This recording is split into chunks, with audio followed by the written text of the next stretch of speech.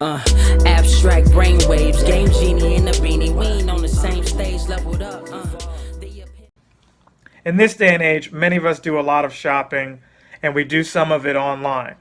That continues to increase year by year. Some of us get items on eBay or Amazon.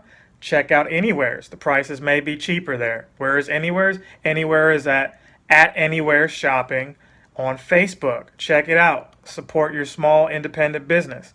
The shipping rates are fast, they're fair, prices are also fair. They may even be cheaper than your popular places. Give it a look if you can. It also supports Captain Sensation. Thank you. Other yellow hat guy here, back with another video. And let's talk some gaming news. While Gamescom is still going on, we have some news for GameStop. And unfortunately, it's come out that they're laying off a large chunk of the staff for Game Informer.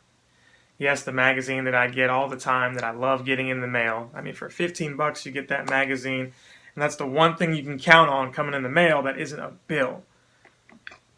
Whether you agree with the articles or not, it's something cute to read when you're getting an oil change or just trying to kill some time. So I feel I've been through job loss and all that before, so I feel you guys' pain, a lot of you that are getting laid off. So, and it's not just stopping with Game Informer. I don't believe that. I know my GameStop friends won't admit to it, but there's some massive restructuring going on because the company's not doing too hot.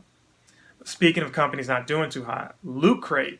LootCrate is filed for Chapter 11 bankruptcy. Now, I know that doesn't mean it's the end for them, but it's not a great sign. Now, I loved LootCrate initially because you got nice, cool little geek things that you could appreciate. I've got in the closet a RoboCop shirt that is just awesome. What I wanted from LootCrate was the Infinity Gauntlet mitt that you could use to get stuff out of the oven that looked like the Infinity Gauntlet from, Thanos. They had that when the movies were, really hot and everything. Not like they still aren't hot, but I digress. I was excited for that, couldn't get it because it sold out. Not only did it sell out, but they were proven to be unsafe. So they stopped making more of them because people were actually using them to take stuff out of the oven and not just as a prop. And lawsuit. So LootCrate, you will be missed. We'll see if you can bail yourself out. They had like a $20 million loan from a company, and the company wanted that money back. And I guess they're looking to honor some of the customers, hopefully, but I don't know what's going to happen to other people who, were expecting packages already or continuing to purchase stuff. They may be out of money. Some of these guys, these YouTubers that are pumping LootCrate, it's like, hey, it's time to cut that out. I just couldn't really afford it like that, so that, along with Blue Apron, were things that I would see all the time from my favorite YouTubers, but tried it out a couple times and had to let it go. But it is what it is. It reminds me of MoviePass.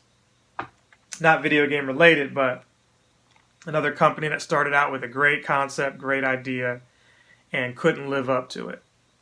So we'll see what happens. And the real thing is, hey, you might not even like RoboCop, but you like that shirt.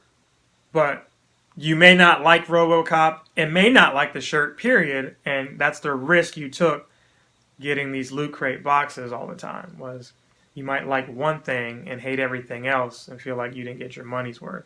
So I think that's one of the pivotal reasons why they're not really winning like they should. There may be other reasons that I'm not aware of, but that's what I think it is.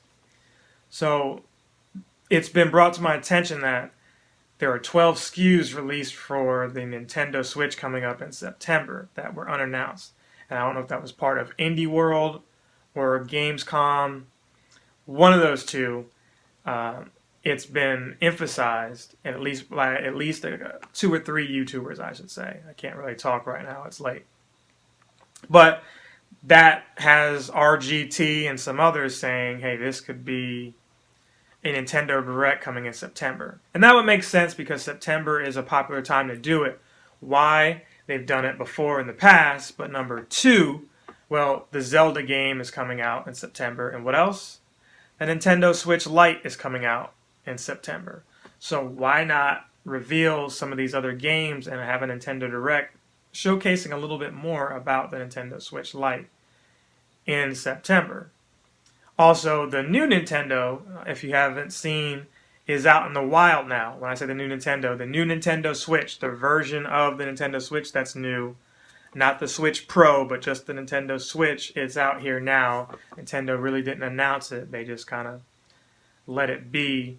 And hopefully enough people go ahead and get that one and forget about the old one so that they don't, modify their old one. So we'll see how that goes. It's got more battery life, like I said in my other video. If you would, go check that one out and get more information there. What I'm excited for, too, is the remake, or not the remake, but the remaster, of Final Fantasy VIII is finally on the way.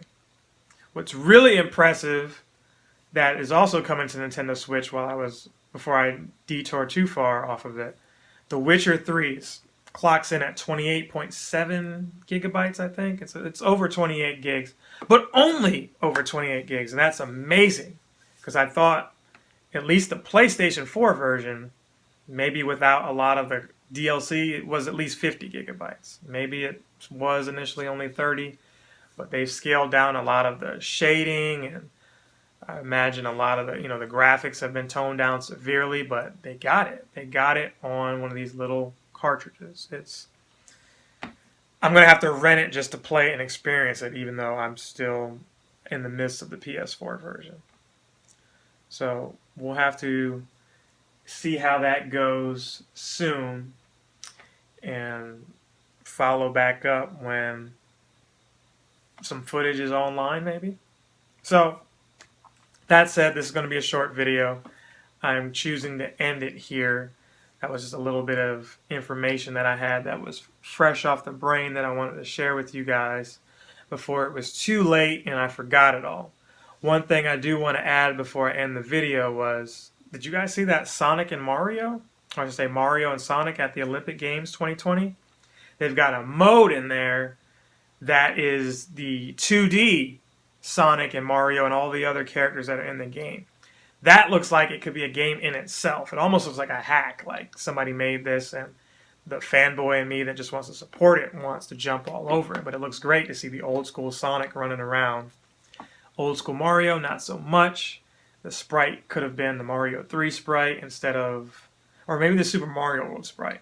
He just doesn't look as cool standing next to the Sonic sprite because 8-bit and 16-bit.